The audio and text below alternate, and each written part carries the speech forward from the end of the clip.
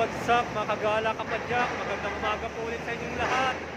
So, Merry Christmas din po sa inyong lahat mga kagala kapadyak. So, sa pagkakataong ito, meron daw tayong rides.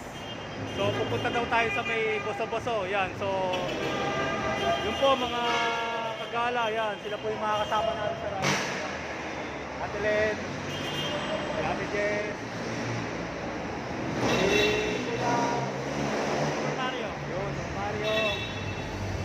sila po yung mga kasama natin sa rides ngayong umaga na to. So, ayan.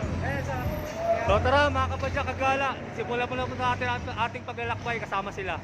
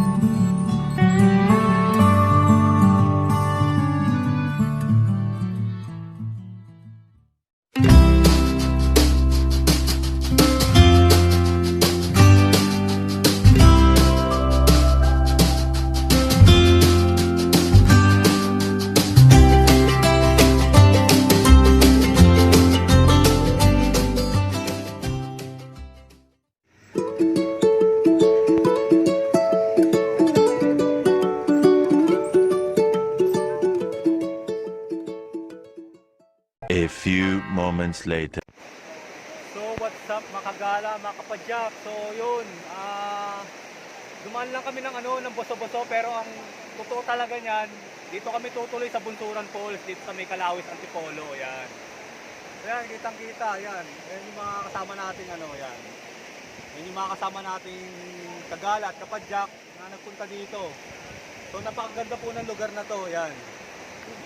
So usually sabi daw ng barangay captain dito, temporary close daw to kasi may napabalitang may nalunod daw dito na isang dayo. Kaya yun, totally hindi talaga pwedeng maligo dito. Pero sabi nila dito sa may bandang to, yan, dito sa may parte na to, dyan. Yun daw yan, sa may parte na yan, yan. Pwede raw maligo dyan, pero dito banda, yan, yan, dito banda, yan, dun. Bawal daw talaga. Kaya hanggang dito lang po kami. Ayan. So, kagala at kapadyak. Wala ka bang mabigay dyan? Shout out. Hi! Tara, ligo! Shout out sa pamilya ko sa North sa Garay. Yun o. Nagawa ko sa Cavite, sa Kasigawa ko sa Batangas. Yun. Swerte naman niya. Mahal na mahal ka niya. Ayun. Halidinaanan ko, dito lang dadaan. Ikaw. Ano mo? Ano masabi mo? Napakaganda dito. Napakaganda po talaga. Oo. Ano yan? Ang ganda po. Tigtip yata. Sulit na sulit po. Sulit na sulit. Pagpunta namin dito.